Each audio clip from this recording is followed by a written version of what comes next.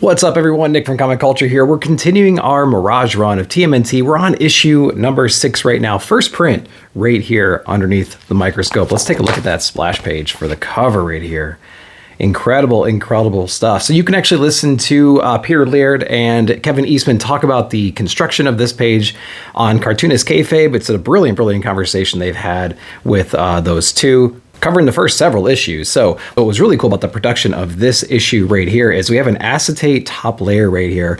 We have a combination of Dr. Martin inks and whatnot, but these little specks right here are actually little salt granules that Peter was throwing on there. Some cool chemical reactions that you can see in there. It's kind of like an oil on water kind of effect. And you have like this dissolving salt looking thing going on. So really, really interesting production value, really interesting mixing of the mediums, trying to make something cool and unique.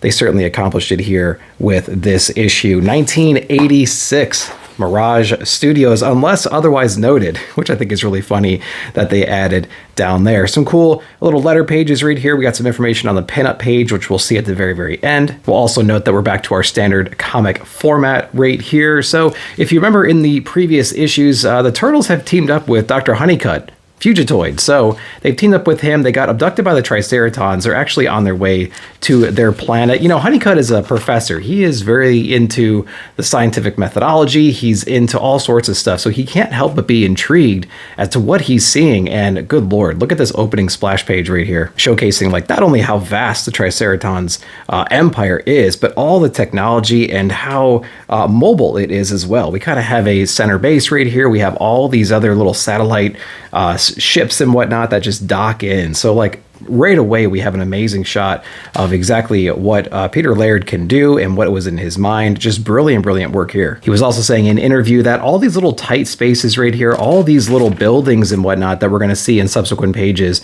were, you know, loosely penciled, but, you know, for the most part, he's inking those right in, but he had something to kind of guide his hand a little bit, which is, you know, to be expected when you're at this kind of a granular level. And so we're going to see some more of those shots, but just a brilliant, brilliant opening sequence here, just kind of showcasing the Triceratons, their technology and whatnot. They didn't know the turtles were stashed away down below, and it's pretty cool because in the previous issue, we saw them basically running out of oxygen. They were going to starve themselves of oxygen because they got into some cargo bay or something like that. They weren't in like a proper area where it was sealed off. So they put themselves in like this meditative trance state. So they're kind of stowing away right now in this trance state, which they're actually found, and you can see like how much into the trance they are once one of the Triceratons finds them, grabs them, and they're trying to figure out what to do with them from here. Of course, the Triceratons, they want to weaponize what Dr. Honeycutt has put together, and so they want to weaponize his mind machine, things like that. They were really impressed with what he's able to accomplish, so they start throwing around some, you know, peaceful, good cop, bad cops kinds of things right here. When they realize he's not going to do whatever they want to do, they start, you know, kind of pressing on the fact that, you know, he came with some friends. Maybe we should start pressing on them to kind of put some pressure on him to get him to do whatever we want to do. And we're going to see exactly how far they go here very, very soon. But just, again, amazing camera work right here, right? The cinematography of this is really beautiful. I love all the angles and everything. This is almost like a security cam footage shot right here, just kind of like upper angle down over his shoulder. Really, really love that. The griminess of this ship, I mean, everything is just so weird and oozy and like wet and disgusting. And there's a lot of commentary from the Triceratons about how, I don't know, how sickly the planet they came from might have been. We got to scrub this place down. There's lots of germs and whatnot. And then you get these weird shots like this where like everything is disgusting. So that's a weird, interesting point there. You know, thinking of everything, they give the turtles their own little oxygen tanks. They put them in their belts. They have little hoses or whatever they might be over there. The turtles are kind of safe at the moment in a way. In the previous pages, they were saying like, okay, put them in this maximum security cell because we want to take care of these guys, make sure they're not harmed. We're going to use them as leverage later against Honeycutt, of course. But right here, Michelangelo puts that to the test, you know, kicking some guys, dodging some people, things like that. Like, hey, they got guns, but they don't have the guts to use them. We're supposed to be protected right now. But we have a little bit of foreshadowing here with one of the Triceratons basically saying, when the time comes, I'm going to kill you first. So we get to see what that looks like here coming up. Really interesting interesting lettering over here too. So Steve Levine is handling those duties, doing some really creative things with the boxes, differentiating the different word balloons and whatnot. So we have Honeycutt's like more robotic inner monologue coming out of his head in these little boxes right here. Again, just really cool little differences depending on which character you have. Left aligning most of that lettering right there, getting better with the lettering as you can tell from previous issues. And it's those little differences you see in today's modern comics a little bit more as well. Different characters, especially if they're different like species and things like that, have a unique style to their lettering and the bubbles around them. Of course, you see the more traditional ones, albeit they're a little bit more rugged with the turtles and whatnot. Of course, we have April's inner monologue, which is that classic cloud thought balloon kind of thing. But, you know, Honeycutt being a robot, there we go. I did want to point out one interesting part too, where it says letters by Steve Levine. Steve Levine is actually offset up from that line right there, which I think is a pretty funny thing considering he's the letterer himself, kind of offsetting his own name. Kind of an interesting thing there. Again, we probably have some loose pencils over some inking going on. We have to touch base with April. It's been a little while since we've seen here. Great perspective narration going on here about like, hey, here's Earth. It's the third planet from this weird sun. There's these artificial borders that separate countries and they have all these conflicts and whatnot. Completely unaware of what's happening over here with the turtles and Honeycutt, the Triceratons and things. Giving you a size, right? Giving you some scope to the overall story as we touch base with April. Turtles have been missing for quite some time. What's going on with them? She's relaxing at home right now, worrying madly about them. Her programming, which is actually the Munsters, was interrupted by some Dark Knight Returns paneling right there for our TV screens, basically talking about that TCRI building and how it's been essentially locked down, some weird lasers and whatnot going up into the sky. The police chief or whoever is trying to bust into it. There's some extra fortification on the doors and whatnot, so they don't really know what's going on, who's in there. They're trying to contact the owner of the building and everything, but not really much going on there. And April realizes, oh crap, this is the same building that they were going to go to do some investigation. We haven't heard from them since. What can I do? Great shot of like isolation that April's experiencing right here. And again, going back to the lettering, we have a unique treatment for the dialogue box here coming out of the TV from the reporters and the police chiefs and whatnot. So again, really great job of differentiating the speakers throughout the story. Touching back with our Triceratons, there's actually going to be like a battle arena, a contest of champions, so to speak, that's coming up very soon. We have some color commentary from these two characters right here. A cool thing that Peter was talking about was, you see how this like triangle battle arena is shown on one of these floating spaceships. It's actually featured on one of the previous pages up front right here in the top corner. So we get the exact same building kind of floating around, orbiting this, you know, basic mothership right here. So it's really cool to see, you know, that kind of consistency there, that continuity from the beginning of the book to essentially the middle of the book, and it gives this building some purpose and whatnot, which adds to the overall story. So I think that's really awesome. But again, our color commentators right here are saying, we got all these weird aliens from across the universe and whatnot. We're going to be battling all these creatures that we have that are native to their areas or whatever it might be. Some amazing crowd work and everything that Peter is doing over here. Then the next several set pieces are going to be just showcasing a bunch of disposable aliens from all over the galaxy, taking on whatever gigantic monsters or whatever threats that they have, whatever champions they have. They have tons of fodder to deal with. We have a mixture, of course, of Peter and Kevin's handiwork right there. All of this inevitably building up to the point where the turtles are going to be taking on the Triceratons. Honeycutt put into a terrible situation because the turtles were attempting to save him in the previous issues. Now they're dragged into this whole thing right here. Again, just being used as as leverage, right? So he'll build whatever machines that they want him to build, and they're going to sacrifice the turtles if he doesn't. So they're put in this weird position, but the turtles are definitely ready for a fight, as you can see right here, homaging some classic X-Men covers and Teen Titans and whatnot. So a really, really great shot here, giving you that down the line perspective from the Triceratons to the turtles. Turtles who are armed,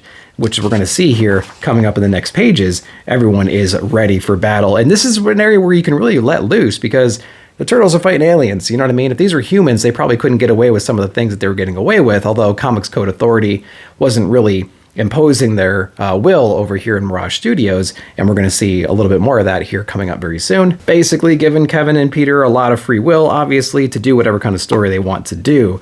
So everyone is getting ready for that inevitable battle with this kick some ass showcased right here as well. So again, no comics code here. They can get away with whatever they want. They don't have editorial breathing down their neck.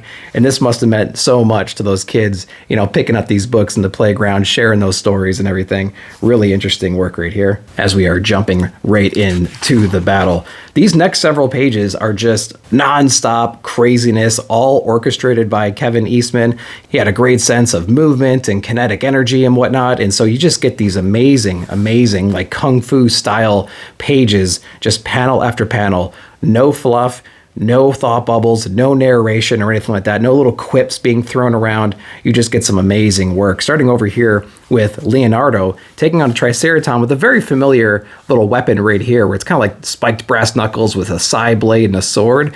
Cool little combination there. I think he was actually paired up with that weapon when they created these figures for the Triceratons. Really cool stuff. Trading some blows and whatnot, but just great sense of movement and amazing paneling too, like blending all these cool things. You get some areas that are actually blocked in. You get some free floating panels here too. You're breaking some edges as well. So they're doing a lot of cool things in here to keep things separated and moving at the same time.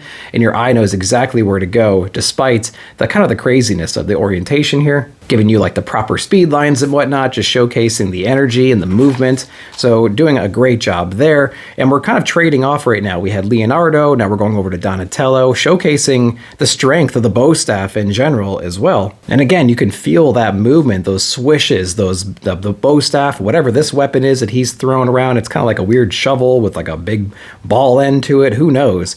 But you can see all the hits and you can feel that thud as well, and all these parries and whatnot. So doing a great job. Going over to Michelangelo, they both have some nunchucks and they're just going to town. We got the twirl going on, of course. We got some great cracks and whatnot, just kind of, you know, breaking some chins and doing our best to like show off some of our skills and everything. So again, it's several pages in a row of just movement, man, just action, and you've just eaten all of this up. Mikey kind of gets into some trouble right here. We're going to see what happens to him coming up soon. But Leonardo here, it's a really important moment, because this is where the turtles start taking that upper hand and they start taking out their threats one at a time. He gets sliced on the arm, but it leaves him open right there for a chop. This movement right here, thump, right into his shoulder, is a chop, not a stab. And you definitely couldn't get away with that with the Comics Code Authority back in the day. So really cool to see that. And then he raises it right back up, right through him again. So really interesting moment right there. A little bit of blood splatter and things like that. Again, things you didn't really see in like mainstream comics at the time, but they're able to do it over here. Touching base with Raph, certainly has the attitude, taking on some guy with like a chained kind of a weapon with a spike on a piece of wood here or whatever, and, you know, breaking those chains and everything. We get some cool, another impalement right here, a little bit smaller, but man, definitely gotta hurt. Color commentary going on, talking about, you know, beginner's luck and things like that. We've had 2 impalements on the same 2 pages right here. So it's Donatello's turn, but a little bit harder to do that with a bow staff. So we're showing off some of the blunt trauma, just smashing that thing like right over his whatever, his Triceratop kind of a head. What's really cool about this one is, and it might be even more brutal to not know what exactly happens here, is when he breaks that bow staff right over his little head ornament piece right here, you can see this like sharp shiv kind of a thing, and you can just imagine that movement going right up, and you have that sound effect just implying the worst, right? Like underneath the chin, in the abdomen, whatever it might be. But at the end of the day, that's 3 Triceratons down, but where is Mikey? We get to see where he is right here. Mikey being in trouble. He's kind of being held hostage right now. This Triceraton's friends have all fallen to the turtles. He's got him kind of hostage, but Mikey breaks his way out, smashing him in the head a few different times, hitting him in the knees, whatnot, and so he actually gets out of there as well. But, you know, they're not exactly out of trouble just yet. They're going to be throwing more forces at them. The turtles were not meant to survive this battle with the Triceratons, and they need to start planning their escape. They know Honeycutt's up there in like the press box where all the leaders of this organization or this society are. They got to get to him. They got to try to get out of this situation in general. They spot like this television floating kind of a ship that's been televising this entire event and whatnot. They actually leap up into the air, via some assistance right here, taking over that ship and kind of cramming up in there. Of course, it's going to be ultra slow and it's going to be hard to maneuver and whatnot. So they're not exactly out of the woods yet, but they are getting closer to that podium where Honeycutt is, and they can kind of, escape from there. We saw some of this high-flying action in a couple of issues ago. They're only going to get so far, shot down kind of out of the sky right there. But again, a great sense of just non-stop movement through these pages, to the point where they're actually meeting up with like the Supreme Leader. They're holding him hostage and whatnot. They got to get out of there, right? They got to find some kind of an escape pod. They don't exactly know where they are. They just know they can't be in this battle arena anymore with unlimited resources and just danger around every corner. So they kind of hold them hostage. They're navigating their way through the tunnels and whatnot, through the corridors, facing one trap after another, peeking around corners, nearly dodging all these different laser beams and things like that. They're armed now, too. All their weapons were destroyed in the battle. So, man, they are locked and loaded as well, trying to escape out of this place. Triceratons knowing exactly where they're going. They know their compound. They know what's up. They're devising a plan to kind of pin them down in this room, get some snipers and stuff in place. They're hiding around corners waiting for them to appear. And again, like we've seen in previous issues, this amazing crossfire action when they're just trying to escape. They're trying to get to some kind of a pod. The Supreme Leader here takes a couple different ones in the chest, knocking him out, knocking out the Turtle's leverage, essentially, because, without that human shield of the leader and everything, they don't have anything else to lose. So they kind of lose their bargaining chip at the same time, but we're going to continue nonetheless. Pausing here for a moment, some amazing use of the Zipatone in the backgrounds right here, even in these action shots, using some scraping tools to take away some of this white. We also saw a lot of that over here on April's face, where they did their little flashback. I'll pause for a second and go back to there. Really great use here as well, kind of showing off like the shininess in certain areas on her face. And of course you can see like the duotone and whatnot, but like this is some amazing work right here on the zips for sure. I mean, like you could just pause and look at all of this stuff. They must have went through so much of it going over this book, using it as like a inking tool and using it in the backgrounds in the TV. I mean, there's not a single panel that you see that doesn't have some kind of tones that they're using. So just, huge shout out to them for using up all of that tone and giving us some amazing visuals because of it, in combination with the duotones and everything. Using a lot of those zips made this book like really, really pop, I think, as well. Turtles, man, they're kind of screwed. Like I said, they used up their bargaining chip is essentially killed. They're hunting down the elevators right now, trying to get through the different corridors. They get sucker punched around the corner. They're backed up, man. They don't know where exactly to go at this point. They're about to accept their fate. We're not afraid to die with honor. I felt, all of a sudden, they get that familiar buzzing kind of a sound. I felt this before. What's happening? What? Some kind of energy has enveloped them. What's going on? Of course, we as the reader know what's happening because we've seen this at the end of one of the issues leading into Fugitoid. They actually get zapped back away and essentially blinds all the Triceratons, and our heroes get sent away to some unknown destination that we will cover over in issue number 7.